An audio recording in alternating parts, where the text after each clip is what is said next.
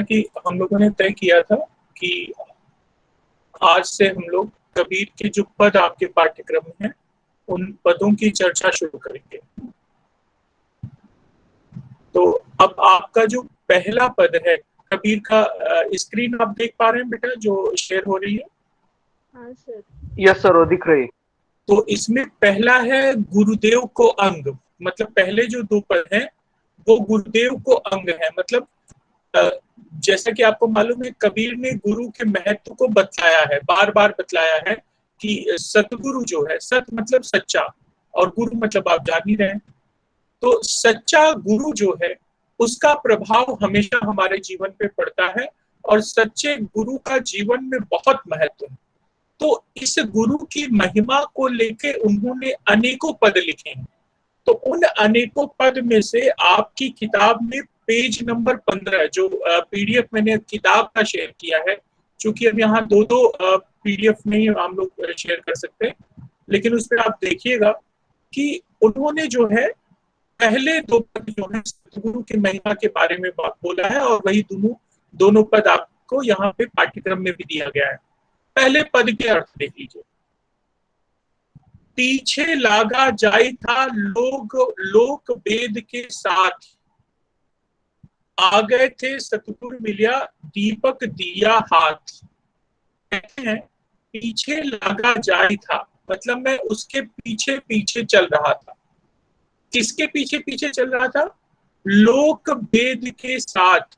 ये जो पूरा समाज है, जो वेद है, पुराण है, जो ग्रंथ है, धर्म ग्रंथ है, मैं उनके पीछे पीछे चल रहा था। कहने का मतलब मैं गुरु को जो है उनमें ढूंढने का प्रयास कर रहा था।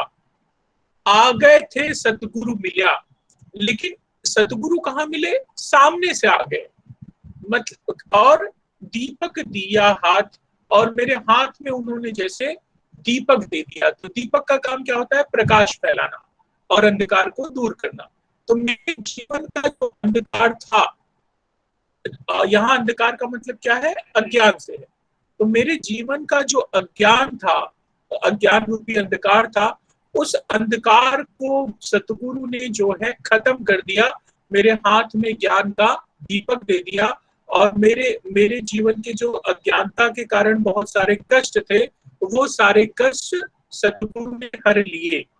तो मैं तो पीछे पड़ा था इन तमाम धर्म के, कर्मकांड के, वेदों के, पुराणों के, लेकिन इनसे मुझे सतगुरु नहीं मिले, सच्चा गुरु नहीं मिला, बल्कि सच्चा गुरु मुझे सामने से मिल गए। कहने का मतलब जीवन में आप जब तलाशते हो किसी को तो वो आपको एक न एक दिन मिल जाता है, और जीवन के अनुभवों के बीच में से हमको सच्चे गुरु के महत्व को हम रेखांकित करते हैं और उनकी पहचान करते हैं।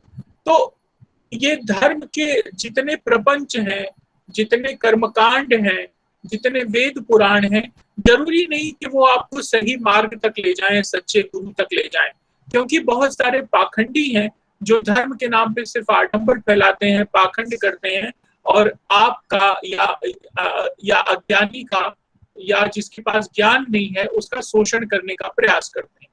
तो जीवन के इन तमाम पाखंडी लोगों से बचते हुए सच्चे गुरु की तलाश का यही सलीका है कि आप जीवन के अनुभवों से जुड़ जाइए।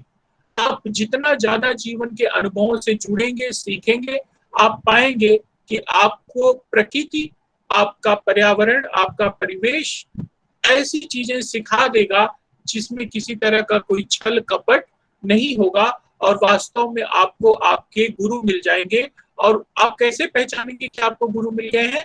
क्योंकि आपको महसूस होगा कि जैसे उन्होंने आपके हाथ पर ज्ञान का दीपक रख दिया हो और उसके बाद आपके जीवन से तमाम जो अंधेरे हैं वो अंधेरों के बादल छट गए हैं। तो ये एक अनुभव की बात है जो आप स्वयं महसूस करेंगे। इसीलिए पहला पद गुरु को अंग में गुरु की महिमा का वर्णन करते हुए, पीछे लागा जाई था लोक वेद के साथ ही, आ गए थे सतगुरु मिलिया दीपक दिया हाथ। ये पहला पद समझ में आया आपको? Yes sir. और अब पूरा पद आपको आपकी किताब में मिल जाएगा जो पीडीएफ में है, मध्यकालीन और आधुनिक काव्य में, पेज नंबर 15 पे है ये। यहाँ पे खाली शॉर्ट में दिया गया है क्योंकि ये सिलेबस है, ताकि खाली आपको एक अंदाजा लग जाए कि कौन सा पद आपको पढ़ना है। तो ये पद जो है पहला, पीछे लागा जाए दीपक दिया हाथी, इसका अर्थ मैंने आप लोगों को बताया। अब आ जाइए दूसरे पद पे, जो वो भी गुरुदेव के अंग से ही है। इसमें भी सतगुरु की महिमा का ही वर्णन है। इसमें क्या कहते हैं, सतगुरु साचा सूरीवा, ताते लोहि लुहार, कसणी दे कंचन किया, ताय लिया तत्सार। कहते हैं कि जो सतगुरु है, जो ईश्वर है, जो सच्चा गुरु है, साचा, साचा मतलब सच्चा, सूरीवा मतलब सूरवीर, जो सतगुरु है वही सच्चा वीर है। गुरु जो है वही सच्चे हैं और उन्हीं की जय है, वही उन्हीं के अंदर वीरता है। ताते लोहि लुहार, कसनी दे कंचन कियो, ताय लिया तत्सार। जैसे कि कोई लोहार हो, वो कभी चीजों को कसता है, उनपे प्रहार करता है, और जो है कंचन, मतलब जैसे लोहा होता है, लोहे को पिघलाकर वो एक आकार दे देता है। तातय लोहि लुहार, कसनी दे कंचन किया, ताई लिया तत्सार। और जो उसमें के ऐसी चीजें होती हैं, जैसे ये क्या कहते हैं, जो स्वर्ण का काम करते हैं, सुनार, जैसे वो सोने सोने को जब गलाता है तो उसके अंदर से जो बुरे तत्व होते हैं, जो अनावश्यक तत्व होते हैं, जो खतखतवार होता है, वो उसको निकाल देता है और शुद्ध चमकता हुआ सोना अलग करके उससे जो है आभूषण बना देता है, जो कि बहुमूल्य हो जाता है। तो उसी तरह जो है सतगुरु भी है, वही सच्चा सूर्यवा है, मतलब वही सच्चा वीर है। हमारे जीवन में तमाम तरह के जो विकार आ जाते हैं, जो बुराइयां आ जाती हैं, जो कि अज्ञानतावश हमारे जीवन का एक हिस्सा बन जाते हैं, उन सभी को गुरु क्या करता है, हमारे जीवन से निकाल देता है। ठीक उसी तरह जैसे लोहार लोहे को पिघलाकर उसे आकार देके कुछ बना देता है, या कि सुनार सोने से कोई चीज बना देता है। ठीक है, ये दो पद आपके गुरुदेव को अंग से थे, गुरुदेव की महिमा को लेके थे। पहला पीछे लागा जाए दीपक दिया हाथ, दूसरा सतगुरु साचा सूर्यवा। ये दो पद आपके गुरु की महिमा के से संबंधित थे। इनके अर्थ में देखूंगा, अगर इंटरनेट पे कहीं उपलब्ध होगा तो मैं आप लोगों के साथ ग्रुप में शेयर भी कर दूंगा, ताकि वो आपके पास पड़ा रहे, है ना। दूसरा जो भाग है कबीर का, मतलब जैसे गुरुदेव को अंग से उन्होंने दो पद दिए, ठीक उसी तरह अगले दो पद जो हैं सुमिरन को अंग है। सुमिरन मतलब स्मरण करना, याद करना, किसी को याद करना। तो यहाँ पे किसको याद करने के संदर्भ में वो बात कर रहे हैं, ईश्वर को याद करने के बारे में बात कर रहे हैं, परमपिता परमेश्वर को याद करने के बारे में बात कर रहे हैं। और उससे सुमिरन और किसी के स्मरण का, नामास्मरण का क्या फायदा है, उसकी वो चर्चा यहाँ पे कर रहे हैं। और उससे संबंधित दो पद उन्होंने यहाँ पे दिए हुए हैं। तो ये भी आपको, आपकी जो किताब जो मैंने भेजी है आपको पीडीएफ में, उसमें पेज संख्या 15, पेज संख्या 15 पे आपको ये पद भी मिल जाएंगे सुमिरन को अंग पर ही। तो इसमें से पहला पद देखिए, जी है घट प्रीति न प्रेम रस, पुण्य रसना नहीं राम, ते नर आय संसार में, उपज खये बेकाम। अब यहाँ पे चूंकि सुमिरन का अर्थ बताना है, स्मरण का अर्थ बताना है, तो उसी संदर्भ में कबीर कहते हैं कि जे ही घट प्रीति न प्रेम रस। घट, घट मतलब जैसे होता है घाट, किनारे।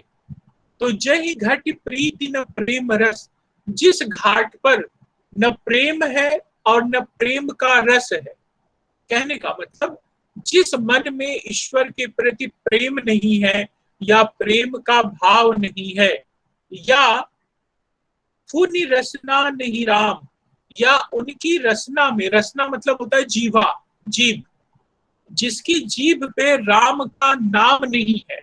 तो यहाँ मैं बार बार आपको, मैंने पहले भी इशारा किया है कि कबीर जहां भी राम का नाम लेते हैं, वो उस मर्यादा पुरुषोत्तम राम की बात नहीं करते जो अयोध्या के राजा दशरथ के पुत्र हैं। यहाँ पे वो राम को निर्गुण निराकार ब्रह्म के प्रतीक के रूप में सामने लाते हैं। भाई निर्गुण निराकार ब्रह्म को भी तो एक एक प्रतीक चाहिए, एक आइडेंटिटी चाहिए जिसके माध्यम से आप उन्हें पहचान सके। तो ये राम का नाम जरूर ले रहे हैं, लेकिन इनके राम वो अयोध्या वाले राम नहीं है। इसीलिए जब भी कबीर के पदों में आप राम को देखें तो आप ये मान के चलें कि कबीर निर्गुण निराकार ब्रह्म के उपासक हैं, और वे जहां भी राम की चर्चा करते हैं, ये राम दशरथ के पुत्र राम नहीं है, बल्कि उसी अजन्मे अविनाशी निराकार ब्रह्म का ही एक सिंबल है, उनका एक कैनोनाइजेशन है, उनकी छविकरण है, जिसको कबीर अपने काव्य में अपनाते हैं। तो इसीलिए वो कह रहे हैं, जय घट प्रीति न प्रेम रस, जिस मन में भगवान के प्रति प्रेम नहीं है, प्रेम का रस नहीं है, या जिस व्यक्ति की जीवा पर ईश्वर का नाम नहीं है, वो व्यक्ति कैसा है, वो अगली पंक्तियों में वो स्पष्ट करते हैं। ते नर आय संसार में, वे लोग, वे नर, वे मनुष्य इस संसार में तो आ जाते हैं, लेकिन कैसे? उपज खय बेकाम। लेकिन वो इस जैसे धरती से कुछ पेड़ पौधे ऐसे उगाते हैं जिनका कोई उपयोग नहीं है, निरर्थक होते हैं। जैसे मान लो तुम्हारे घर के पास आम का पेड़ आ जाए, कटहल का पेड़ आ जाए, जामुन का पेड़ आ जाए, नीम का पेड़ आ जाए, तो हम लोग खुश होते हैं कि भाई चलो इसको घेरा बना दो, इसको बड़ा करो, ये बड़ा हो जाएगा तो इसमें आम के फल आएंगे, फणस आएगा, जामुन आएगा। लेकिन कोई ऐसे ही घास फूस जैसा कोई पेड़ उग गया तो हम क्या करते हैं, अरे ये तो निरर्थक है, बेकार है, हम लोग उसको उखाड़ के फेंक देते हैं। ठीक उसी तरह जिस जय ते नर आए संसार में, वे नर इस संसार में तो आ जाते हैं, उपज है बेकार, लेकिन उनकी उत्पादकता कुछ नहीं है, वो बेकाम है, मतलब वे किसी काम के नहीं है। इस समाज को और इस समाज के समूहों को, व्यक्तियों को वो किसी तरह का कोई अपने पीछे कोई संदेश नहीं देते, वे अपने समय और समाज को अग्रगामी नहीं बनाते, वो अपने समय और समाज के लिए कोई उदाहरण नहीं प्रस्तुत करते। तो ऐसे लोग जो हैं निरर्थक होते हैं, बेकाम होते हैं, वे किसी काम के नहीं होते, जिनके अंदर ईश्वर के प्रति प्रेम नहीं, ईश्वर का प्रेम रस नहीं, जो जो जिनके मन में जो है जिनकी जीवा पे ईश्वर का नाम नहीं है, ऐसे लोग इस संसार में आ तो जाते हैं, लेकिन उनका आना इस संसार में एक तरह से निरर्थक ही होता है। तो इस तरह सुमिरन में पहला पद उन्होंने बताया कि जय घट प्रीति न प्रेम रस, फुनि रसना नहीं राम, ते नर आय संसार में उपज गए बेकाम। कि ऐसे लोग जिनके मन में ईश्वर के प्रति प्रेम नहीं है, ईश्वर के प्रति प्रेम रस नहीं है, जिनकी जीवा पर ईश्वर का नाम नहीं है, ऐसे लोग इस संसार में तो आ जाते हैं, लेकिन वो निरर्थक होते हैं, उनके संसार में होने न होने से कोई फर्क नहीं पड़ता है। ठीक है, अगला पद देखो जो कि सुमिरन वाला ही है। लूट सके तो लूट, ये क्या है? ये भी वही पेज नंबर 15 पे ही है आपकी किताब में, सुमिरन को अंग में। लूट सके तो लूटियो, राम नाम है, राम नाम है लूट, पीछे है पछताओगे, यह तन जय है छूट। तो इसमें देखिए, इस पद में थोड़े राजस्थानी भाषा का टच आपको मिलेगा। सीधे सीधे वो कहते हैं और बहुत सरल सा अर्थ है, सामान्य सा अर्थ है कि लूट सके तो लूटियो। लूट सके मतलब लूटना, कोई चीज लूटना। तो कहते हैं अगर तुम लूट सको तो लूट लो। क्या लूटने के लिए कह रहे हैं? राम नाम है लूट, राम नाम की लूट मची है, तुम लूट सको तो लूट लो। जैसे कोई पैसे लुटाता है तो हम लोग चाहते हैं कि ज्यादा से ज्यादा पैसा हमको मिल जाए, वैसे इस संसार में राम के नाम की लूट मची हुई है, तुम जितना लूट सको लूट लो। जितना ज्यादा राम का नाम लूटोगे उतना ज्यादा तुमको फायदा होगा। कहने का मतलब तुम ईश्वर के पास ईश्वर के नाम को जितना ज्यादा भजोगे तुम्हें उतना ही ज्यादा आनंद आएगा, तुम्हारा जीवन उतना ही ज्यादा सार्थक होता जाएगा। इसीलिए बिना किसी मन में भेदभाव को लाए, बिना मन में किसी शंका को लाए, इस राम नाम की लूट में आप शामिल हो जाओ और जितना ज्यादा हो सके इस राम के नाम को लूट लो। क्यों क्यों लूट लो? आगे की पंक्ति में स्पष्ट करते हैं, लूट सके तो लूटियो, राम नाम है लूट, पीछे ही पछताएगो, यह तन जई है छूट। क्योंकि पीछे तुम पछताओगे, अगर आज तुमने राम नाम की इस लूट में राम के नाम को ज्यादा से ज्यादा नहीं लूटा तो आगे चलकर तुम पछताओगे।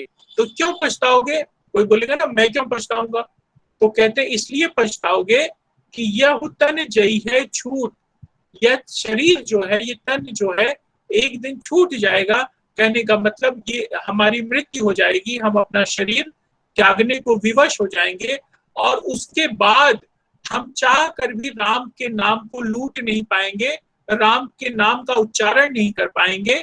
इसीलिए शरीर, देखो शरीर जो है, शरीर एक चैनल है, एक माध्यम है। जैसे तुमको मंदिर में पूजा करना हो, बहुत बड़ा सत्कर्म करना हो, अच्छे काम करना हो, तब भी तुमको शरीर की जरूरत है।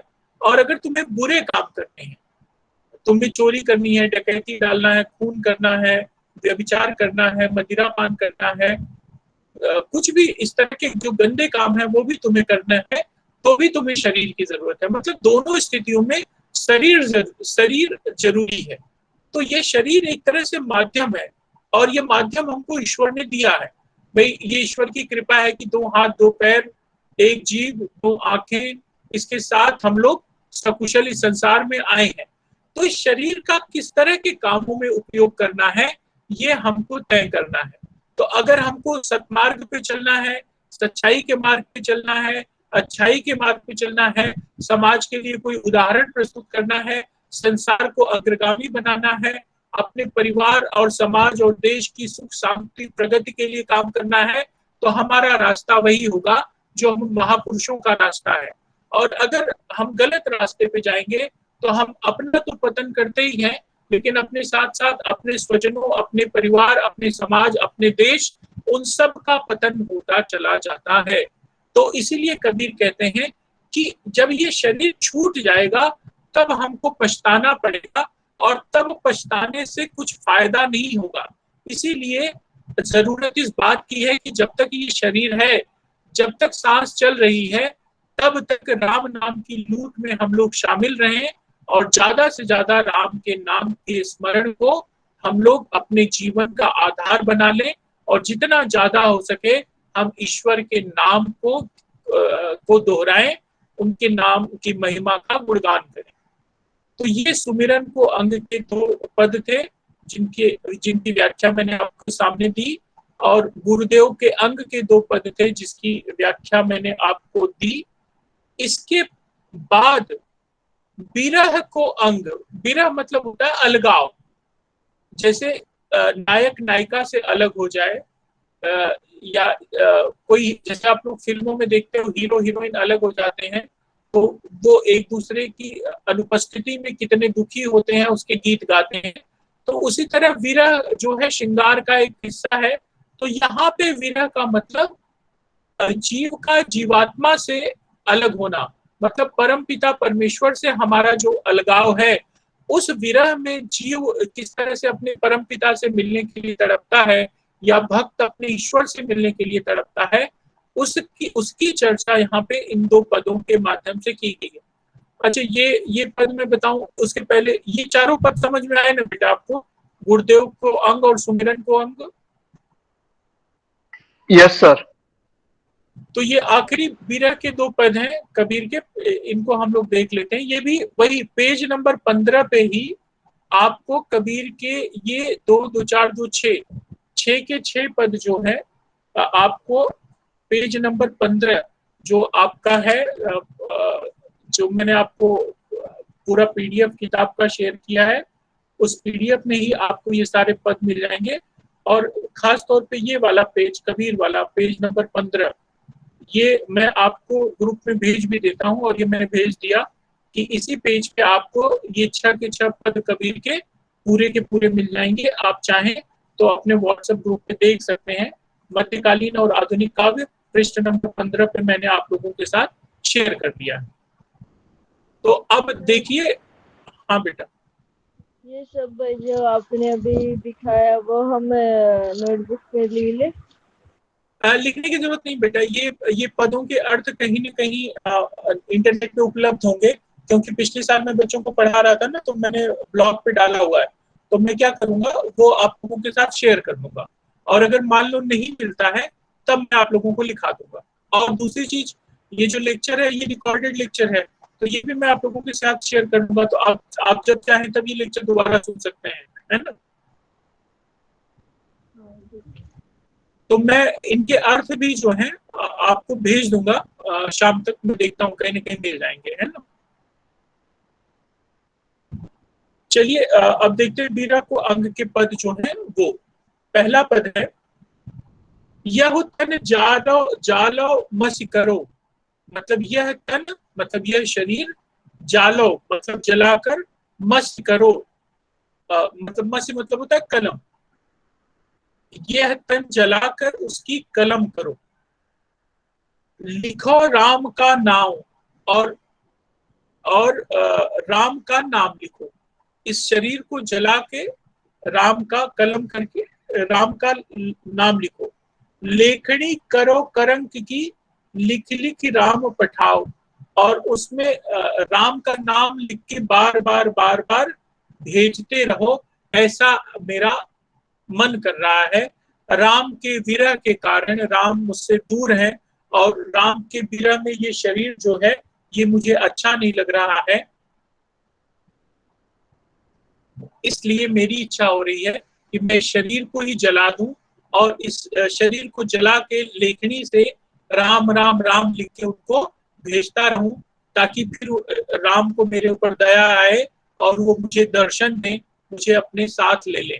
तो एक जीव अपने परम पिता जीवात्मा, मतलब हम सभी परम पिता परमेश्वर की अंश हैं, तो एक सामान्य सा जीव उस परम पिता से मिलने के लिए कितना उद्वेलित है, कितना तड़प रहा है, इस बात को इन पंक्तियों के माध्यम से, बिरह को अंग के माध्यम से कबीर ने स्पष्ट किया है।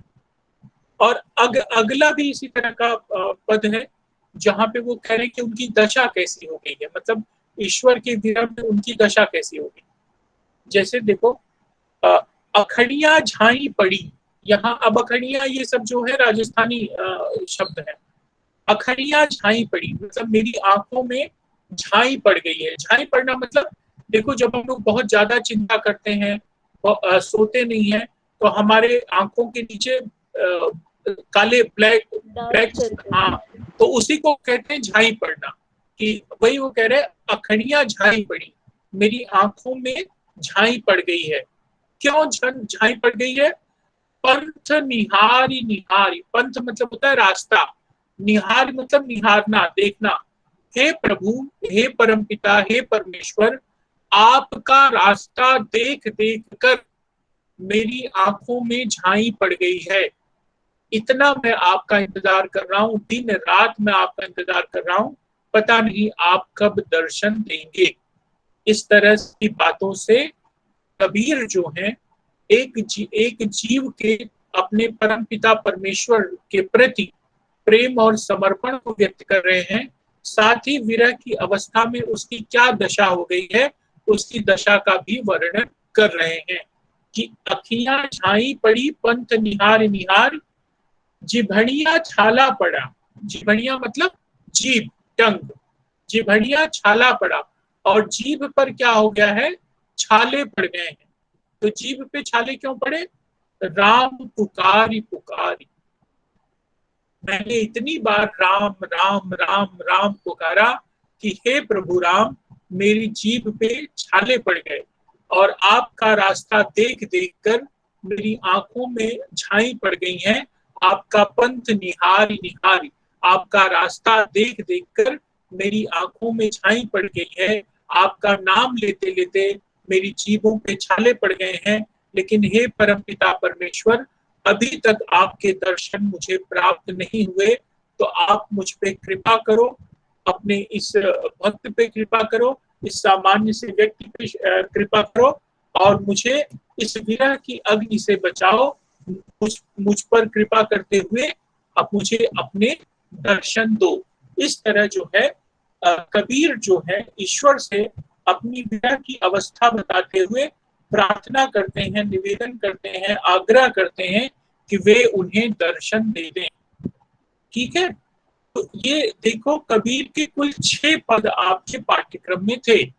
2 पद थे गुरुदेव को अंग के, 2 पद थे सुमिरन को अंग को। गुरुदेव को अंग मतलब गुरु की महिमा, सुमिरन को अंग मतलब स्मरण, नामास्मरण की महिमा, और विरह को अंग मतलब किसी की विरह में मतलब किसी के न रहने पर जो दुख होता है, उस दुख से संबंधित पद। तो श्रृंगार के 2 पक्ष होते हैं, संयोग और वियोग। वियोग को ही विरह कहते हैं। जैसे नायक और नायिका जब साथ में रहते हैं, तो उस समय जो वर्णन किया जाता है उसको कहते हैं संयोग श्रृंगार। और जब नायक और नायिका अलग अलग होते हैं, एक दूसरे के प्रेम में याद में तड़पते हैं, उसको कहते हैं वियोग या विरह। विरह का वियोग, वियोग या विरह का अंग। तो उसी विरह का वर्णन यहाँ पे है, लेकिन यहाँ पे नायक नायिका की बात नहीं हो रही है। यहाँ पे जीव और परम पिता की बात हो रही है। जिस परम पिता का एक अंश है वो जीव, उनसे मिलने के लिए तड़प रहा है, और उनकी याद में वो किस तरह से परेशान हो चुका है, उस अपनी परेशानी, अपनी व्यथा कथा वो इन पदों के माध्यम से कह रहा है। तो ये 6 के 6 पद आपको समझ में आए?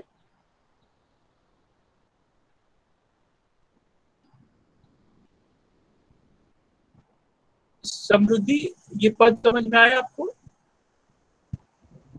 हाँ सर। और ये 6 के 6 पद जो है आपकी किताब में, जैसे मैंने कहा कि पेज नंबर 15 पे ही है पूरे के पूरे पद। और वो पेज नंबर 15 भी मैंने आप लोगों को व्हाट्सएप ग्रुप पे शेयर कर दिया है। पूरा का पूरा किताब तो आप लोगों के साथ शेयर की ही है मैंने। इसके अलावा इसके जो अर्थ हैं, मैं देखता हूँ शायद पिछली बार के रिकॉर्ड में ब्लॉग पे पड़ा है, तो वो भी मैं आप लोगों के साथ ब्लॉग का भी लिंक शेयर कर दूंगा, और वो पीडीएफ भी शेयर कर दूंगा। और अगर मान लो कहीं नहीं मिला मुझे इंटरनेट या कहीं पे, तो जैसा आप कह रहे थे, अगर आप लिखना चाहोगे तो फिर कल मैं जो है कल नहीं मतलब मंडे को आपको लिखा भी दूंगा, ताकि आप लोग इसको लिख लें। और अगर रिटन मिल गया तो फिर लिखाने की जरूरत नहीं, वो मैं आप लोगों के साथ शेयर कर दूंगा, है ना? हाँ हाँ सर। तो ये हमारे पहले कवि थे कबीर, जिनको हम लोगों ने पूरा किया। कबीर निर्गुण निराकार ब्रह्म के उपासक थे। अब पाठ्यक्रम में आपके अगले कवि हैं सूरदास।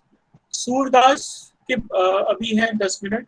हम लोग थोड़ी सूरदास के बारे में आपको बता देता हूँ, फिर मंडे से जो है, अगर ये लिखाना नहीं रहेगा कबीर के बारे में, तो फिर हम लोग सूरदास के बारे में अपनी चर्चा शुरू करेंगे। तो सूरदास कौन थे? जैसे उनका नाम ही है सूरदास, मतलब सूरदास मतलब जो आंखों से अंधा हो। तो सूरदास आंखों से अंधे थे। अब वो जन्म से अंधे थे या बाद में अंधे हो गए, इसको लेके तरह तरह की कहानियां और लोक में प्रचलित है। लेकिन ये जो है स्पष्ट रूप से नहीं कहा जा सकता कि वो जन्म से अंधे थे या बाद में अंधे हुए। और सूरदास के आराध्य कौन थे? सूरदास किसके गुणगान करते थे, किसकी भक्ति करते थे? कृष्ण की भक्ति करते थे। तो सूरदास के कृष्ण के भक्त थे। अब आप देखो, कृष्ण के बहुत सारे भक्त कवि हैं जिनको हम लोग पढ़ते हैं, जैसे मीराबाई है, सूरदास है, रहीम है, रसखान है। इसमें सूरदास का क्या महत्व है? सूरदास इतने महत्वपूर्ण क्यों हो जाते हैं? तो सूरदास के बारे में कहा जाता है कि सूरदास ने अपने जो वात्सल्य के पद लिखे हैं। वात्सल्य क्या होता है, कोई बताएगा तुम में से?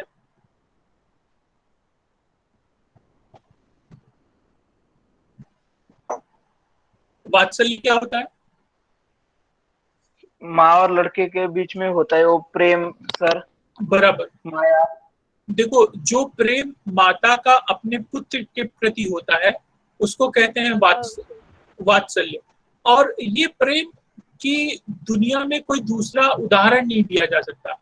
सामान्य सी चीजों को भी लेके अपने पुत्र की को लेके माँ को जो आनंद होता है उस आनंद की कोई कल्पना नहीं है। जैसे छोटा सा बच्चा जब माँ के साथ खेलता है, माँ को देख के हंस देता है, जब बच्चे के दूध के दांत निकलने लगते हैं उसे भी देख के माँ को खुशी होती है। जब वो घुटनों के बल चलता है उसे भी देख के माँ को खुशी होती है। जब उसके बाल चोटी बनाने लायक हो जाते हैं तब भी माँ को खुशी होती है। जब वो कभी चलने लगता है या रोने लगता है, खाने लगता है, मतलब उस बालक की छोटी सी छोटी हरकतों को भी देखकर माँ बाप का मन प्रसन्नता से भर उठता है। उसकी लीलाओं में उनको जो है अलौकिक सुख मिलता है। उस सुख की कल्पना किसी और प्रेम के साथ नहीं की जा सकती। तो इस प्रेम को कहते हैं वात्सल्य रस। और इसी वात्सल्य के सबसे बड़े कवि के रूप में अगर किसी को जाना जाता है तो वो है सूरदास। कुछ समीक्षकों ने तो यहाँ तक कह दिया कि सूर ही वात्सल्य है और वात्सल्य ही सूर है। कहने का मतलब वात्सल्य को लेके जितना सूरदास ने लिख दिया उसके बाद वात्सल्य पर और कुछ लिखने के लिए मानो बचा ही नहीं। जैसे तुम लोगों ने भी बहुत सारे पद सुने होंगे जो सूरदास के हैं कि नहीं ये तुमको नहीं शायद मालूम हो, लेकिन वो पद तुमने जरूर सुने होंगे। जैसे मैया मोरी मैं नहीं माखन खायो, सुना है कि नहीं? हाँ सर, सुना है। तो ये सूरदास का पद है, मैया मोरी मैं नहीं माखन खायो। ये जो है सूरदास है, जहाँ पे भगवान कृष्ण मक्खन खा के आए हैं। उनके पूरे मुंह में चारों तरफ मक्खन लगा हुआ है, लेकिन बड़ी माँ, वो जब माँ डांट रही है तो बड़ी मासूमियत से कहते हैं कि माँ मैंने मक्खन नहीं खाया। या मैया दाऊ मोहे बहुत खिंचाओ, ये भी उन्हीं का पद है। या मैया कभों बढ़ेगी चोटी, मतलब वो अपनी माँ से कहते हैं कि माँ मेरी चोटी कब बढ़ेगी, क्योंकि वो देखते हैं कि राधा की तो बड़ी सी चोटी है, उनकी छोटी है, तो वो कहते हैं कि माँ मेरी चोटी राधा के बराबर कब हो जाएगी। या वो अपनी माँ से कहते हैं कि राधा क्यों गोरी मैं क्यों कारा, मतलब अपनी माँ से पूछते हैं कि माँ ऐसा क्यों है कि राधा तो इतनी गोरी है और मैं इतना काला क्यों हूँ। राधा सुंदर है, अच्छी दिखती है, भगवान ने मुझे काला क्यों बनाया। तो ये तमाम जो पद हैं ये सारे के सारे पद सूरदास के हैं, जहाँ पे एक माँ और पुत्र के बीच के प्रेम को उन्होंने इतना ऊपर उठा दिया कि ये कहा जाने लगा कि सूर ही वात्सल्य है और वात्सल्य ही सूर है। तो सूर के काव्य की सबसे बड़ी विशेषता यही है कि सूर ने वात्सल्य रस में जो बातें कही उनका कोई सानी नहीं है, उनको कहीं से भी कमतर नहीं आका जा सकता। और भ्रमर गीत सार, जैसे आप देखिए यहाँ ब्रैकेट में लिखा है सूरदास के पद भ्रमर गीत सार। भ्रमर गीत सार सूरदास के साहित्य का महत्वपूर्ण अंश है। भ्रमर मतलब होता है भौरा, भ्रमर गीत सार मतलब भौरे को बहाना बनाकर जब उद्धव आते हैं गोपियों के पास और उनको ज्ञान बताने लगते हैं, तो गोपियां उनको कहती हैं कि देखिए ये बड़ी बड़ी ज्ञान की बातें हमसे मत करिए, हमारे हृदय में सिर्फ कृष्ण थे, कृष्ण ही रहेंगे। आप उनको जाके हमारा संदेशा दीजिए कि अगर वो हमसे नहीं मिलेंगे तो हम सब उनकी विरह में प्राण त्याग देंगे। तो ये भ्रमर गीत सार मुख्य रूप से संवाद तो उद्धव और गोपियों के बीच में हो रहा है। गोपियां एक भ्रमर को भौरे को माध्यम बना के अपनी बात कह रही हैं, लेकिन वास्तव में ये पूरा का पूरा संवाद सगुण और निर्गुण के संदर्भ में हो रहा है। जैसे उद्धव उनको ज्ञान की बात बता रहे हैं, ज्ञान के मार्ग पे ले जा रहे हैं, कहने का मतलब वो सगुण की चर्चा निर्गुण की चर्चा कर रहे हैं। वो कह रहे हैं कि माया मोह के चक्कर से आप लोग मुक्त हो जाओ। लेकिन गोपियां हैं कि वो कृष्ण पे रिझी हुई हैं और कहती हैं कि ये सब ज्ञान की बातें बकवास हैं, हमारे हृदय में सिर्फ कृष्ण थे, कृष्ण हैं और कृष्ण रहेंगे। अगर आपको कुछ करना है तो हमें सीधे सीधे कृष्ण से मिला दीजिए और हमें कुछ समझाने की कोशिश मत करिए। और ऐसे बहुत सारे उदाहरण हैं, मतलब जो सूरदास ने लिखे हैं, जो श्रृंगार के इतने सुंदर उदाहरण हैं जिसमें किसी तरह की अश्लीलता नहीं है, लेकिन उनको पढ़ के लगता है कि सूरदास की नजर कितनी बारीक थी, कल्पना कितनी बारीक थी। जैसे एक उनका पद है जिसका संदर्भ ऐसा है कि कृष्ण जो है राधा के घर आए हुए हैं और राधा की गाय जो है उसका दूध दूहना है। उस समय कोई है नहीं, तो राधा कहती है कि तुम तो ग्वाले के बेटे हो ना, तो तुमको तो दूध निकालने आना आता होगा, तो तुम मेरी गाय का दूध निकाल दो। तो कृष्ण कहते हैं हाँ बिल्कुल निकाल दूंगा। तो कृष्ण गाय को दूहने के लिए बैठे हैं और वो कह रहे, राधा उनको देखती है दूहते हुए, तो कृष्ण क्या कर रहे हैं, दूध दूहते समय देख वो राधा की तरफ रहे हैं और दूध की धार जो है वो बाल्टी में गिरने की जगह नीचे जमीन पे गिर जा रही है। यह देख के राधा कहती है, तुमते कौन दुहावे गैया, तुमते मतलब तुमसे, कौन, दुहावे गैया, तुमसे अपनी गाय कौन दुहावे, मतलब अपनी गाय का दूध तुमसे कौन निकलवाए, क्यों, इत चितवत मतलब तुम यहाँ देख रहे हो, उत धार गिरावत तुम इधर देख रहे हो और जो दूध की धार है वो नीचे गिरा रहे हो, तुमते कौन दुहावे गैया, इत चितवत उत धार गिरावत, यही सिखायो मैया, क्या तुम्हारी माँ ने ऐसे ही दूध निकालना सिखाया है। ऐसा कहकर वो कृष्ण का उपहास करती है, लेकिन इस उपहास में भी एक प्रेम है जिसका कि वर्णन सूरदास करते हैं। तो सूरदास के अंदर चाहे सख्य भाव की भक्ति हो, दास भाव की भक्ति हो, समर्पण भाव की भक्ति हो, वात्सल्य की भक्ति हो, संयोग श्रृंगार की बात हो, वियोग की बात हो, पूरा भ्रमर गीत साहब तो वियोग से भरा हुआ है।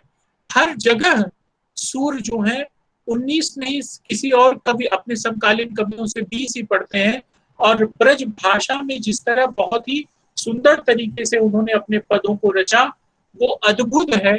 इसीलिए सूर का स्थान कृष्ण के सभी भक्तों में अलग है, उनका विशेष महत्व है और वो एक अलग विशेषता के साथ गिने जाते हैं, माने जाते हैं। तो सूरदास के जो पद आपको पढ़ने हैं वो भ्रमर गीत सार के हैं, तो इसमें ज्यादातर पद मुझे लग रहा है वो वियोग के होंगे, विरह के होंगे। कि प्रसंग ऐसा है कि कंस को मारने के बाद कृष्ण जो है मथुरा चले गए हैं, मथुरा के राजा बन गए हैं और गोपिकाएं सारी पीछे छूट गई हैं, राधा भी पीछे छूट गई हैं। और कृष्ण के यूं अचानक चले जाने के बाद वे तमाम गोपिकाएं जो दिन में कृष्ण के साथ घूमती थी, उनकी बांसुरी का रसास्वादन करती थी, उनके साथ रास रचाती थी, वो जब कृष्ण को अपने बीच नहीं पाती तो सबके उन सबके मन में कृष्ण के प्रति प्रेम के कारण वो सब भावुक हो जाती हैं, दुखी हो जाती हैं, अपनी सुध बुध खो देती हैं, किसी भी काम में उनका मन नहीं लगता।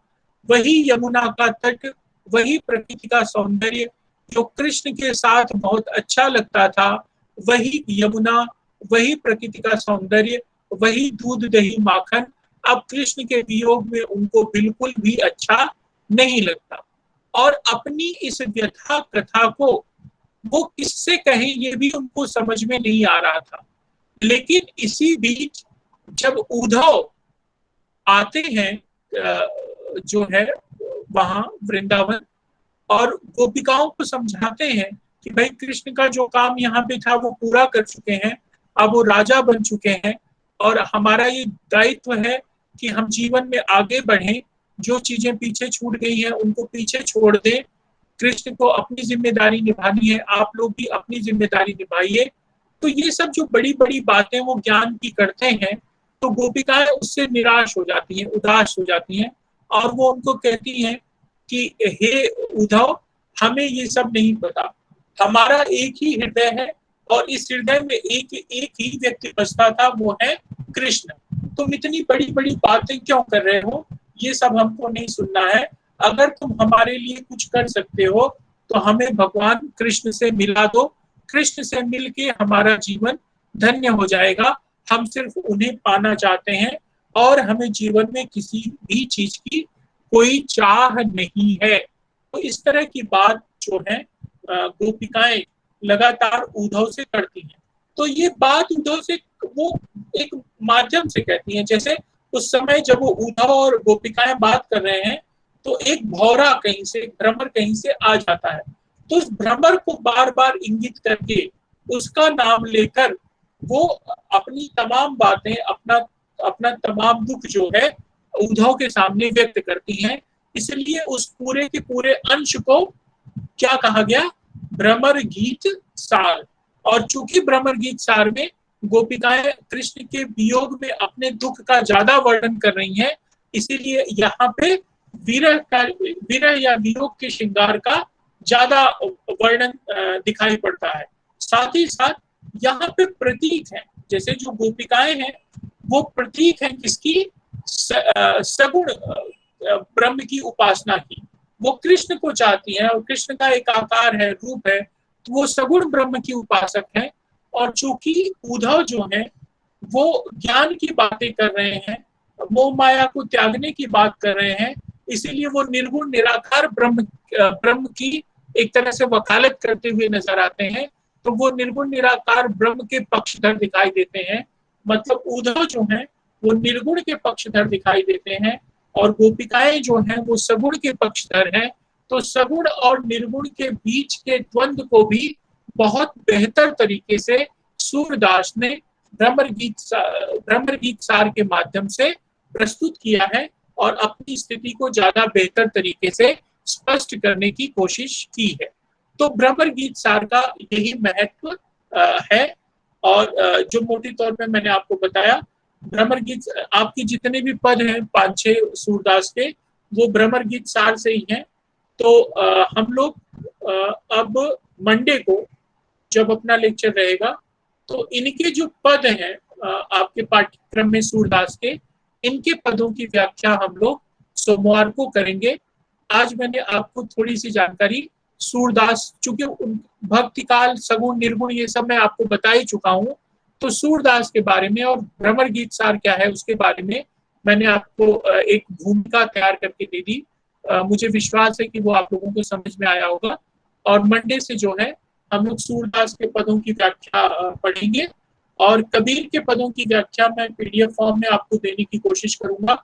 अगर नहीं मिलेगा तो फिर पहले हम लोग मंडे को कबीर के पदों की व्याख्या लिख लेंगे, उसके बाद हम लोग सूरदास शुरू करेंगे। ठीक है? Yes sir.